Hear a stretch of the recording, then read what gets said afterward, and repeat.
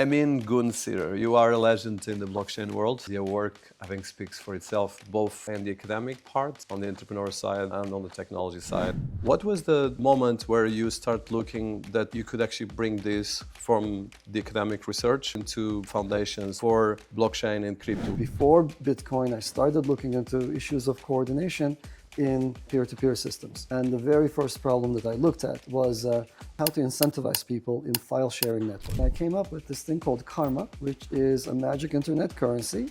You get it by solving proofs of work, just like Bitcoin did 6-7 years later. How did you go from your research to look at the technology in particular? I had worked on large-scale systems, get them to be super fast. I had worked on large-scale databases, data centers that operate very, very fast, very close to hardware speed. So I took some of those learnings, some of those same techniques, and started applying them to blockchains. How was that work of building the ecosystem that is Ava Labs and the Avalanche protocol that we have today? People want decentralization. What does it mean to be decentralized? Which ones are better? Is there a way to recall coins that have been stolen without violating the finality guarantees of Bitcoin? So we architected Avalanche very differently from Bitcoin, very differently from Ethereum, Solana, and others, to be able to allow it to be incorporated easily by people with differing needs. I wanted to make sure that people did justice to the technology, and that's how we ended up creating our company to build the software and building Avalanche.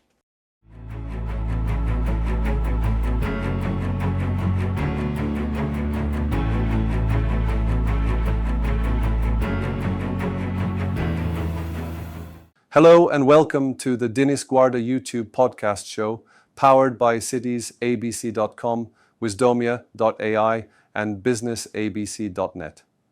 In this series, we've been profiling the makers, the doers, and the personalities that are shaping everything around the way we see the world and the way especially we deal with our society when it comes to business and technology. And probably my biggest focus is how we can bring these fantastic tools that are our technology to make and empower our society and especially our young people. Today, I am excited to feature one of the pioneers of the blockchain industry, one who has been shaping the evolution of technology from its inception to its practical use. I welcome to our series Emin Gün Sirer.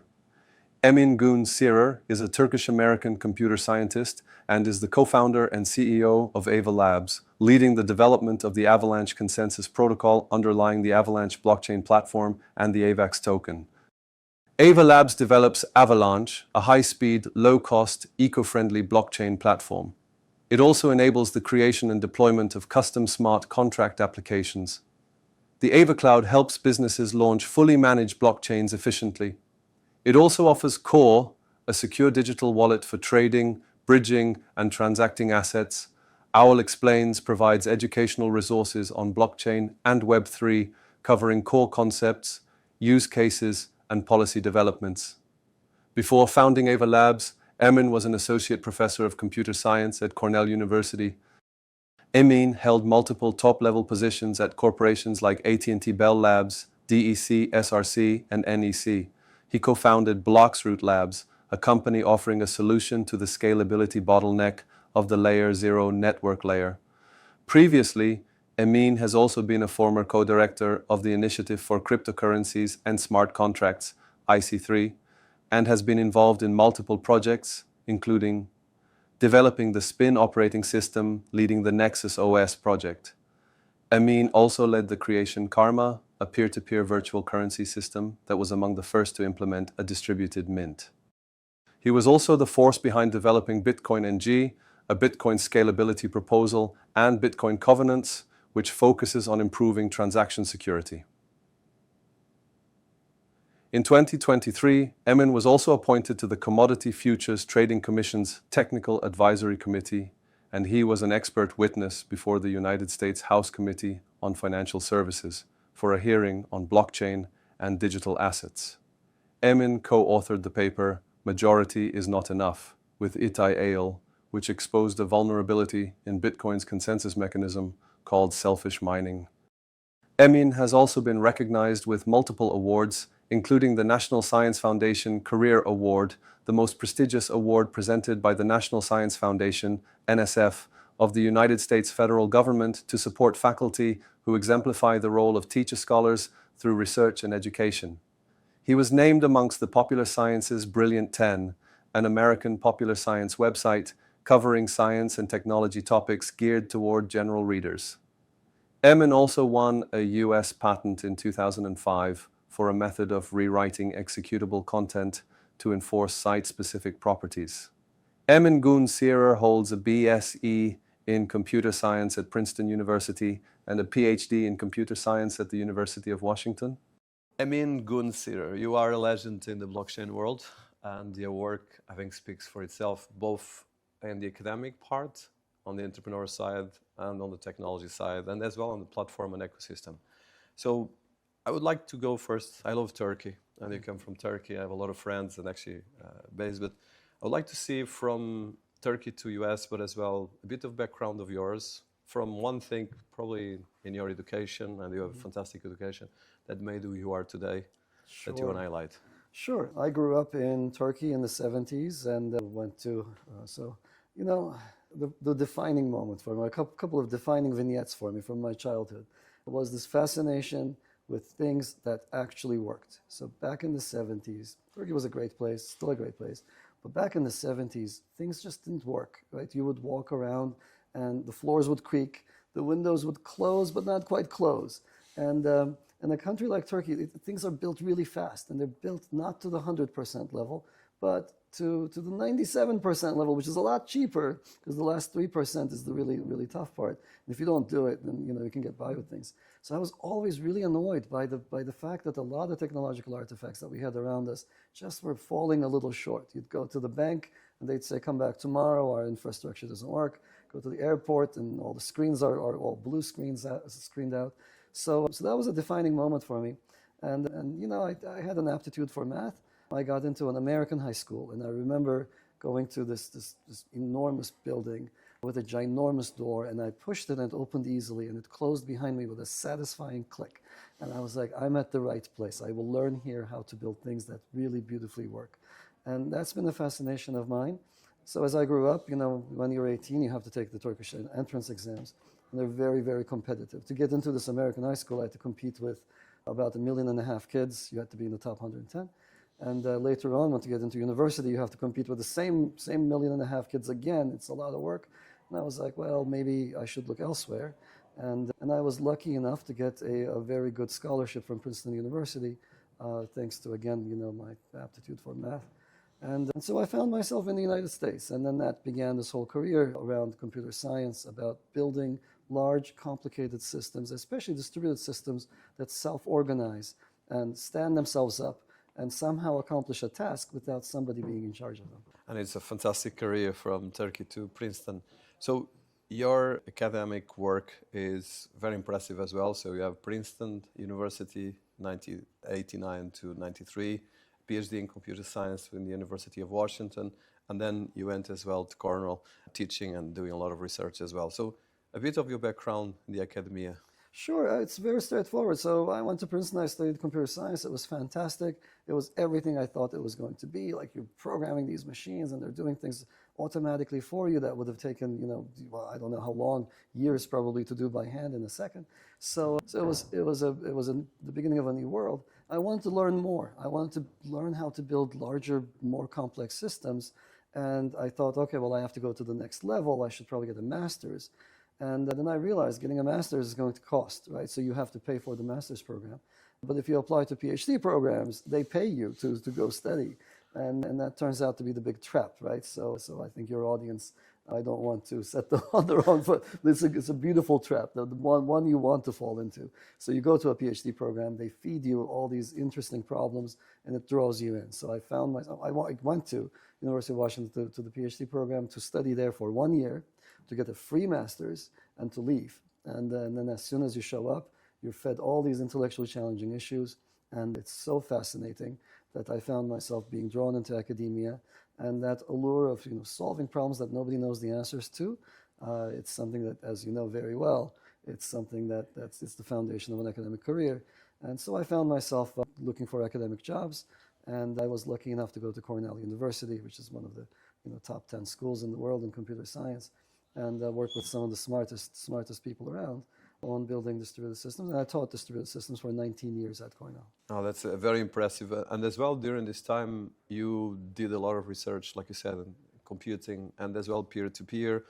And some papers even before Bitcoin that actually probably, and you are, as some people even say that you're a Satoshi. I know I know that direction, but you've been having all this stuff. So I would like to talk about, so from this research, okay, and how did you put together from this machine research and as well then coming to peer-to-peer, which became partly the foundations for everything you're doing today.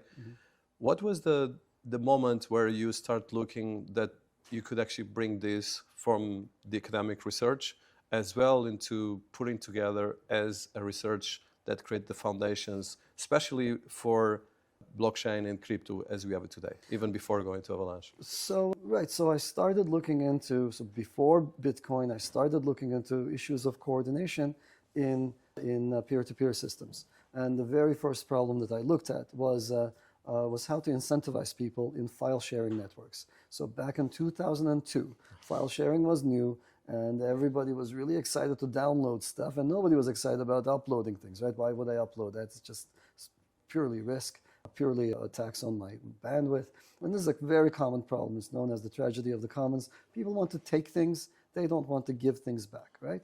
And so the first problem I tackled there was how do we balance this out? And I came up with this thing called Karma, which is a magic internet currency, and you get it by solving proofs of work, just like Bitcoin did many years later, 6-7 years later. To be clear, Karma doesn't do everything Bitcoin does. Satoshi had a brilliant insight over and on top of what I did in Karma, in that he folded the consensus process into the creation of the coins. Fantastic idea, just a big step up from Karma itself. But Karma had the creation of coins. It had the rate limited creation, just like in Bitcoin, many years before it. So that was my first foray into this.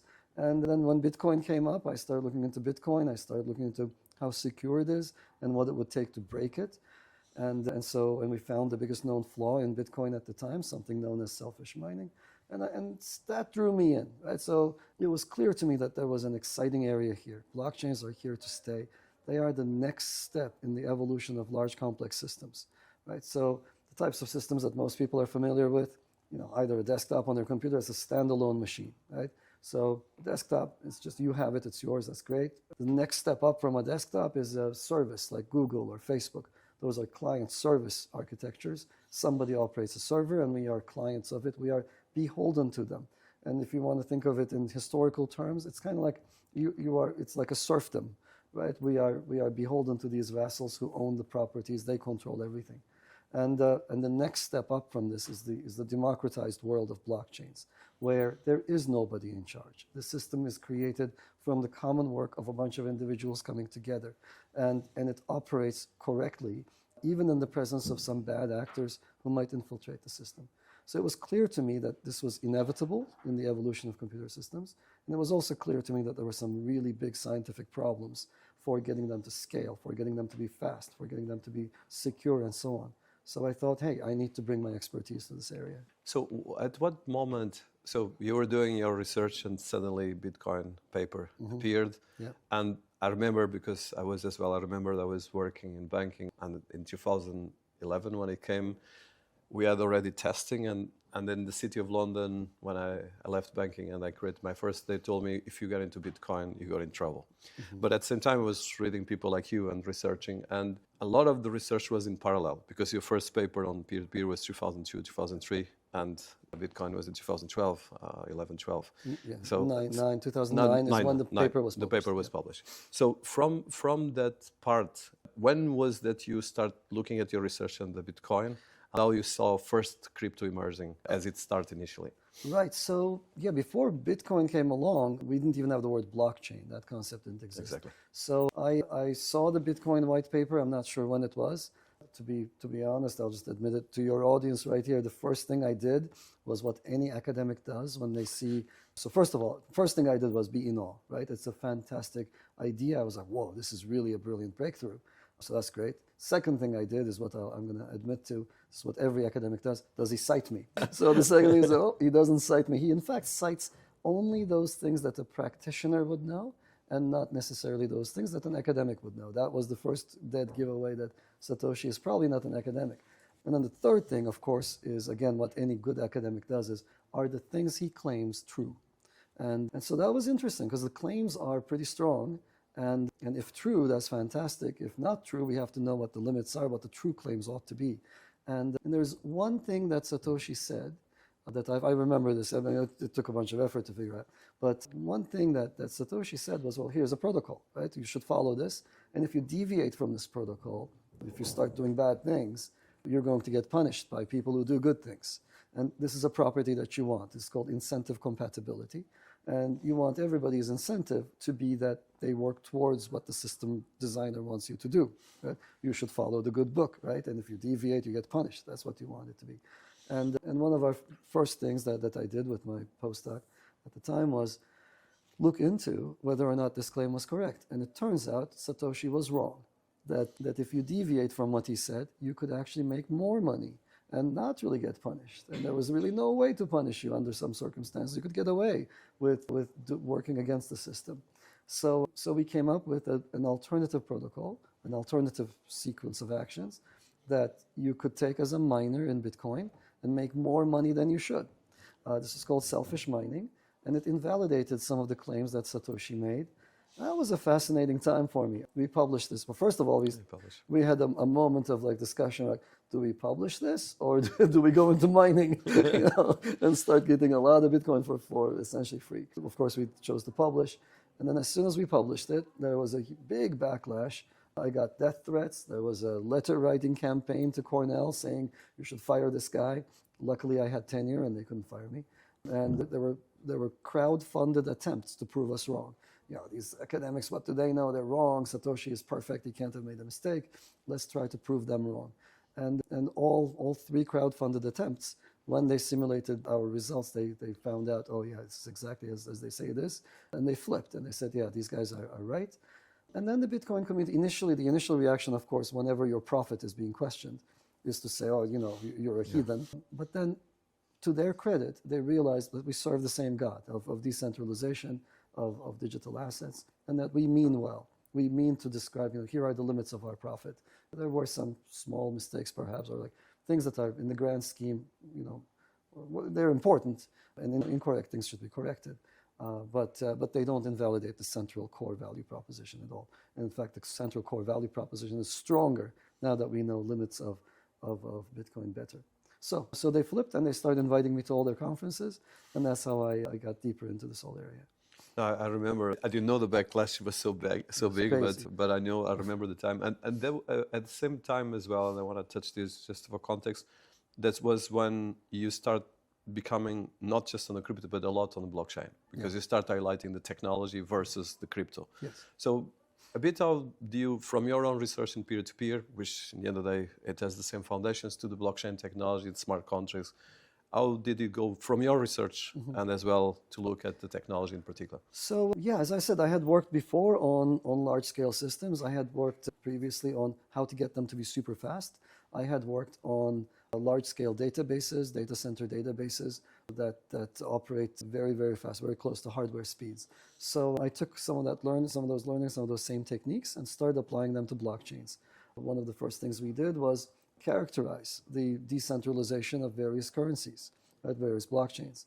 People want decentralization. What does it mean to be decentralized? Which ones are better? What are the features? What are the trade-offs in achieving decentralization? I looked at security of coins at rest. Is there a way to recall coins that have been stolen without violating the finality guarantees of Bitcoin? And it turns out if you're, with some effort, you can make some really strong guarantees. We invented certain things called Bitcoin covenants. So how can I mark individual bills so that they carry with them some restrictions or some additional rules that those bills must follow that perhaps would make them more useful than a regular old bill. So I looked into those kinds of things. We came up, there's a whole series of efforts. I worked on faster version of Bitcoin called Bitcoin NG, next generation. Yep. And then it continued on, and it took me all the way to layer 2s, right? I built the world's fastest layer 2. It's still the world's fastest layer 2, called T-Chan. and we sent Bitcoin from London to New York in a few dozen milliseconds. So, compared to an hour that it takes Bitcoin itself to do the same thing, this was revolutionary. It's still the fastest one. But finally, it took me to lightweight, super scalable consensus protocols. That was the holy grail at the time. And that was the biggest outstanding problem. And so I applied everything I knew from databases, operating systems, distributed systems, to try to build the world's fastest consensus protocol. Which is an impressive achievement. So from your achievements, and I just highlight for my audience, but I think it's important. So you were co-director of the Initiative for Cryptocurrencies in Smart Countries, IC3. You're developing the Spin operating system, Nexus OS project that you led, the Karma you mentioned, a peer-to-peer virtual currency system that was among the first to implement a distributed mint, the Bitcoin NG, a Bitcoin scalability proposal. You were as well appointed to the Commodity Future Trading Commission Technical Advisory, and the list goes. So from these technologies, what was the foundation then for you in 2018 to co-found Ava Labs along Kevin Selkiniki and Maofan Ted Yin? Yeah, so the impetus for sort of branching out of academia and building a new blockchain was this discovery of a new consensus protocol family. So it's different from what a lot of other people do. It's not yet another consensus protocol. So it's really an entire new family. It's kind of like, when it comes to rain protection, you can have a parka, you can have a hat, or you can have an umbrella, right? These are different families of protecting yourself from rain. So when I was in graduate school, there was only one way of achieving consensus. A lot of different protocols, but they all worked under the same principle of all-to-all communication. We call those protocols classical consensus protocols. And so they're fine, but they would never have been suitable for a setting like Bitcoin because they're limited in their scalability. So that's what we knew.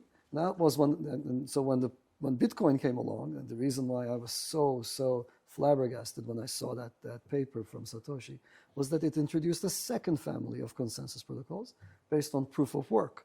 And that is far more scalable, but it's very slow. It consumes an enormous amount of energy.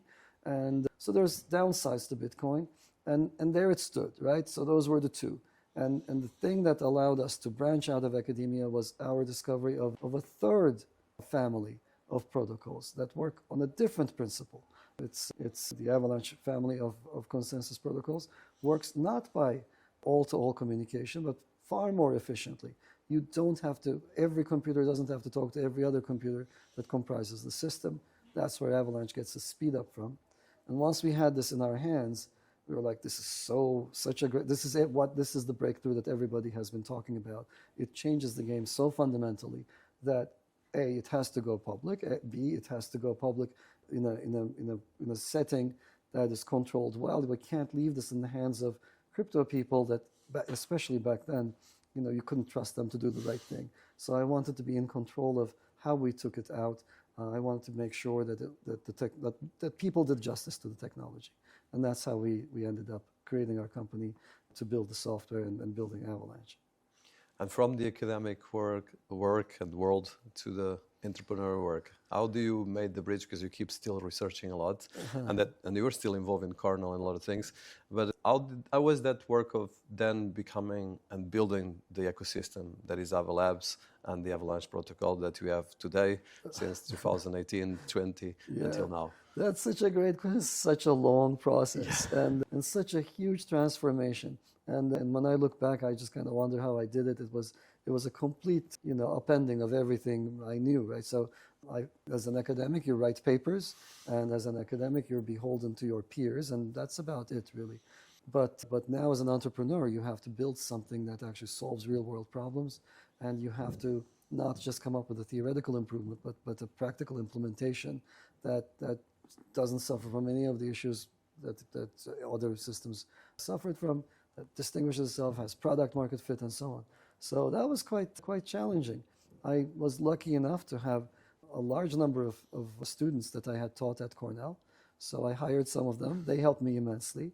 And I was lucky enough, again, to be in a part of the country that hadn't been mined by a bunch of other startups. So we were in upstate New York. It was a great place to start. And we quickly outgrew upstate New York, so I moved down to New York City.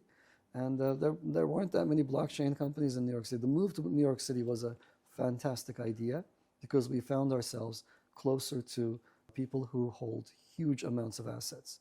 And this whole game, it's not a technological game. It is not like a tech trick that will sort of save the day.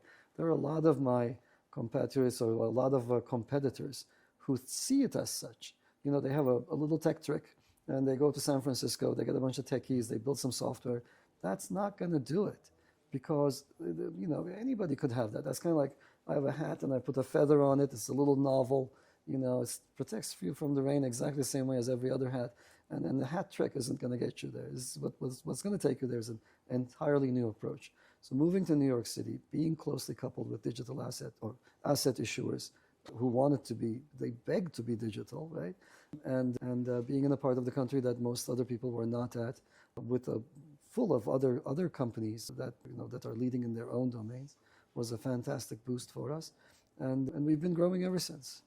Oh, that is impressive journey. So one of the things that, for me in particular, that it was probably the first time I started taking or looking at Ava and Avalanche, was that you guys made a fantastic breakthrough, first of all, in DeFi. And there was a lot of innovation that you guys brought to the table that I think probably break through a lot of things in terms of centralized, decentralized finance. I would say more in a macro scale because, of course, there was a lot of peer-to-peer. And at the same time, you always had a bridge between institutional and more general crypto audience.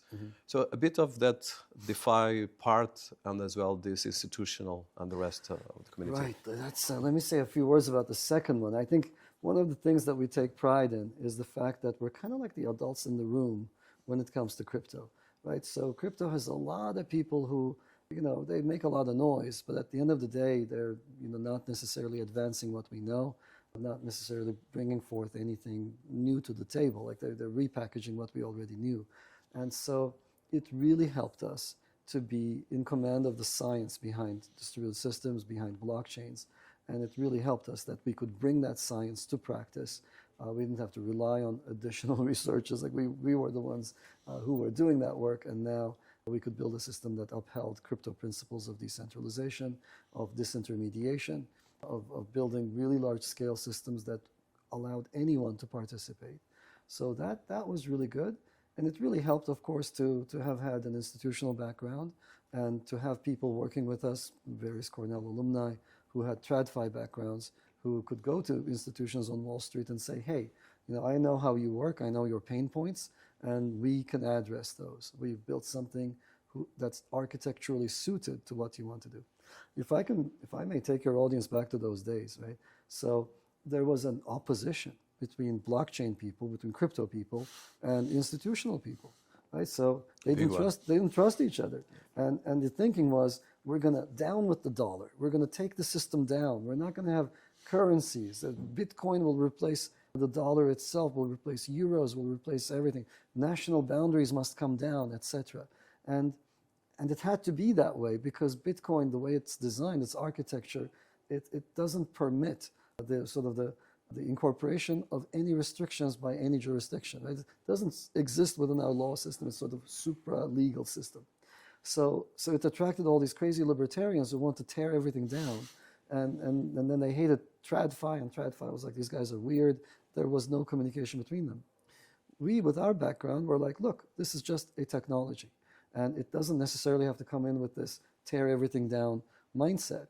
And we can build systems that can incorporate restrictions, that can incorporate regulatory needs. It doesn't need to be that we have to tear down the dollar and replace it with AVAX. That'd be nice. I think it's a better sound foundation.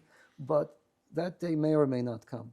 But what we did want to build was a system that architecturally could integrate into the TradFi world as we know it. And so we architected Avalanche very differently from Bitcoin, very differently from Ethereum, Solana, and others, to be able to allow it to be incorporated easily by people with differing needs. So I'm really proud of that journey, and it was due to us being, you know, to our backgrounds of being TradFi, being integrated. So it's a very different mindset and a very different approach to the entire blockchain dilemma. So now, from all this journey, which is the journey of crypto and blockchain, which is amazing. So how do you see the present? Because you guys are probably still on the cutting edge, and as well still the adults in the room in a lot of ways. If I look at the world of crypto, and I'm saying this with all respect, but as well with factual, is that at the moment the blockchain world is kind of became very corporate, which is ironic. Yes. Like you said, and probably the biggest players are actually the Silicon Valley guys and Wall Street. Mm-hmm. And then we have a lot of ecosystem, but it still didn't break through in terms of like the silver bullet of like the internet and the email and so forth. So, and at the same time, there's all the sustainability. So how do you see this, and especially in the context of the Avalanche ecosystem and Ava Labs, where you see the areas where you personally leading that you see that makes your ecosystem, your partners, your case studies, because you have gaming, you have institutional, you have a lot of verticals that are quite unique in the ecosystem. So we are still the world's fastest consensus protocol. There is no other system that comes anywhere near us because of the unique way we're structured. Everybody else who tries to gain speed, it's kind of like those, I don't know if your audience has seen Flugtag in Germany, where they build these weird flying contraptions and push them off a pier. You know, it's kind of like those efforts where they try to make something go fast, but you have to compromise somewhere. So they're typically compromising scalability. They're typically compromising, you know, the minimum amount of hardware required to participate in the system, etc. There's some crypto thing, some crypto tenet is being compromised for them to achieve their speed, whereas we don't have to do that. We are true to crypto principles of decentralization and opening systems up to everyone. So that's one thing we have under our belt. Second thing, probably more important, is the fact that our architecture is one of many chains working as one. So to illustrate, Bitcoin is a system which has one asset and one chain. Other things that people are doing with ordinals and so on, but really at its core, it's one Bitcoin BTC and one chain that holds that up. Ethereum and Solana and others are multi-asset systems, but also one chain. So all those assets share the same common block space. Avalanche is different. It's multi-asset, multi-chain. There are many chains working in parallel, working in unison, and to a user, they operate as if it's just one chain, but really they're all different. So, for example, a game on Avalanche can have its own chain and be isolated from DeFi on Avalanche, which has its own chain, from institutional efforts on Avalanche, which have their own chain, and so on and so forth. And there are infinitely many of these chains that one can have. And each such chain that is launched actually expands the capacity of the system. Whereas with a single chain network, every time there's a successful application, that application takes away resources from other apps. And that's why you see these fee spikes with many of these older systems. So those two things set us apart. And we are still the adults in the room, partly because we're not getting younger, so, you know, but also genuinely because our technology is fundamentally different from the people who preceded us. So that stays. The third and final thing, and one that is essentially, you know, you need a lot of luck to get there, that really helps us, is that we have a fantastic community, that we've been able to build a community consisting of developers and various different applications, use cases, etc., that came together, drawn by this architecture, drawn by this tech, that ended up being really complementary to each other and being what it is today. So we sit here talking in the aftermath of the Avalanche Summit in 2025. Just a few thousand people were here on the premises. And so you can see this architecture, this technology supporting these people. And so they all work in tandem, as you mentioned. In DeFi, you need these components to come together so that you can provide a full service, full set of services on chain. So one question I want to ask you is, as someone that comes from the academy, one of the biggest challenges we have in the world economy and the world technology is literacy. Mm-hmm. There's digital literacy, financial literacy, and financial inclusion. You guys are touching the inclusion part. There's a lot of different things, but what are the challenge, or at least what you see that can actually improve to make blockchain more aware? Because like you said, people don't care if it's blockchain or AI. They care about it works and it solves the problem. But at the same time, one of the things, and I'm an academic, not as deep as you, but one of the things I learned is the digital divide and the technology divide is bigger than ever, although people spend hours and hours. So as an academic yourself, and of course now you are an entrepreneur, what do you think can be done, and especially within your community? Because I know that you guys have the academy as well.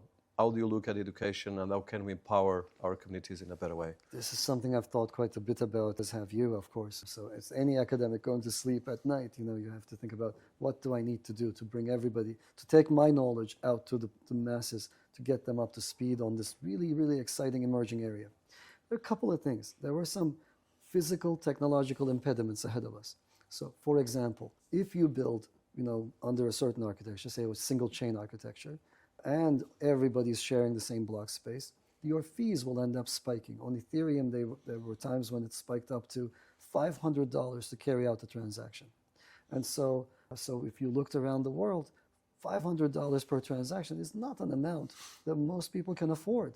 Of course you can't take this technology public.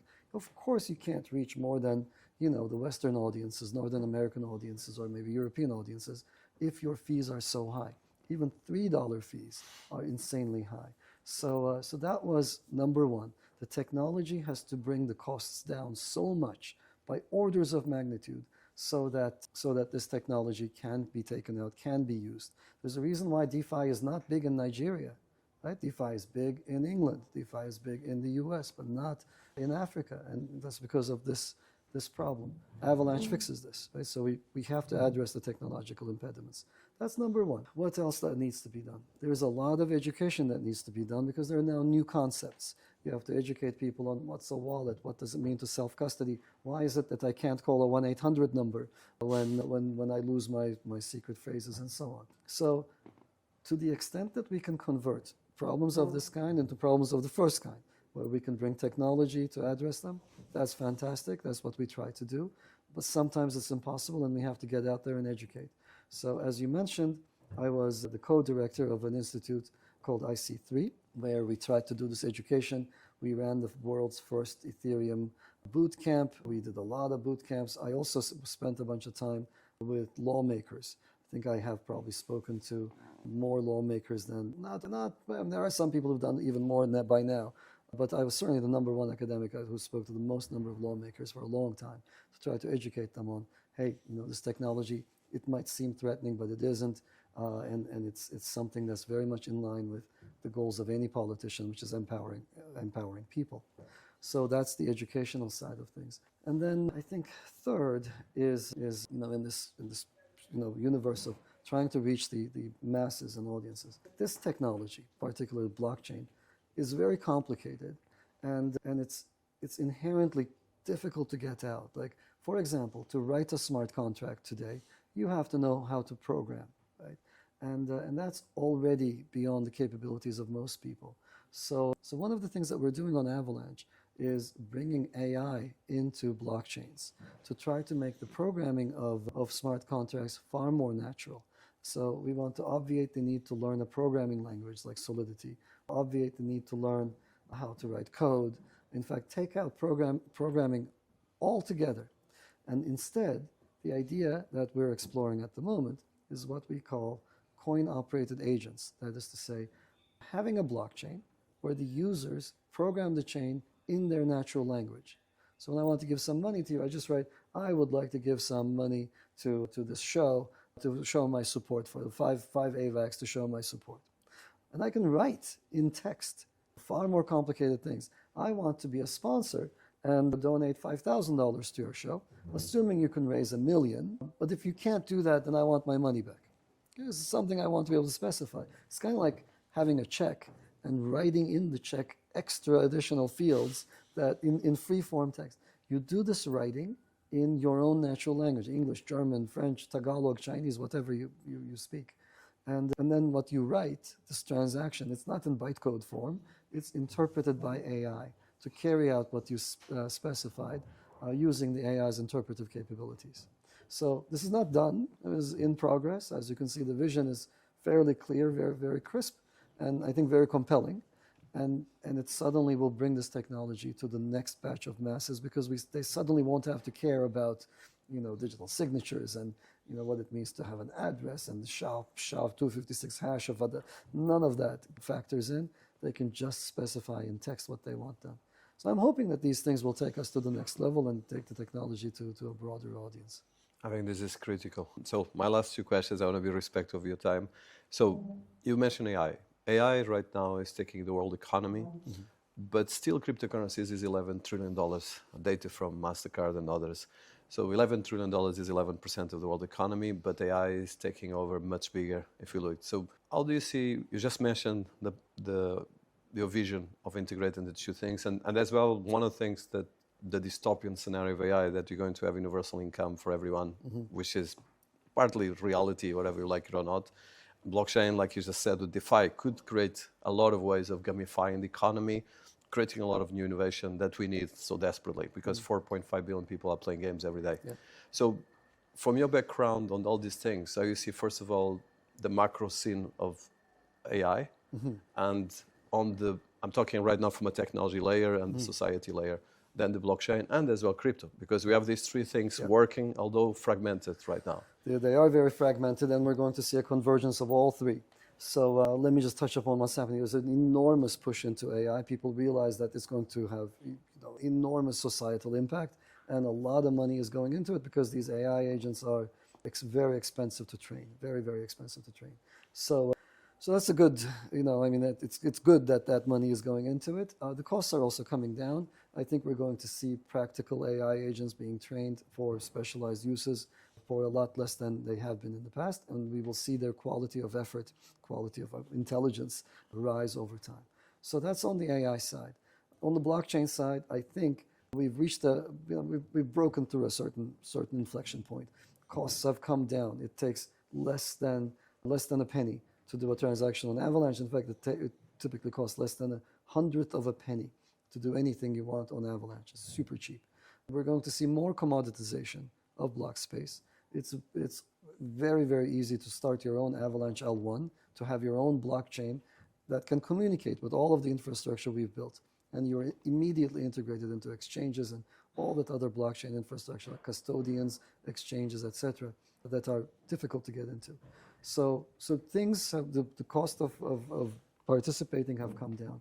Old systems that had negative societal impact, like proof of work, that were burning fossil fuels, etc., warming up the poles, etc., those are going down. Again, Avalanche is a green, sustainable technology. So that's happening.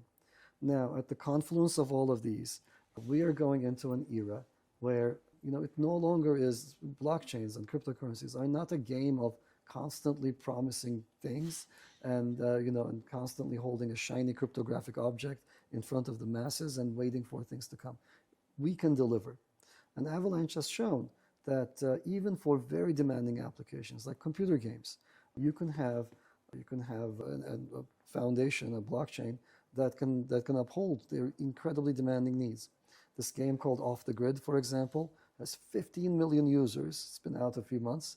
15 million users already, and all of these people are killing each other and stealing each other's mechanical arms and mechanical legs and guns and so forth. And all of those are blockchain transactions. Nobody even realizes that those are blockchain transactions. So that completely changes the game, and suddenly you have an exemplar. Like, these chains don't have to be about coins and making money overnight and getting rich. They are enablers for new economies. This game, for instance, is evolving over time. The vision is anybody will be able to build new stores, new abilities inside the game universe. It's an open platform for other people to thrive on. And so that's what they're showing. In addition, DeFi itself has shown to be a big, big thing.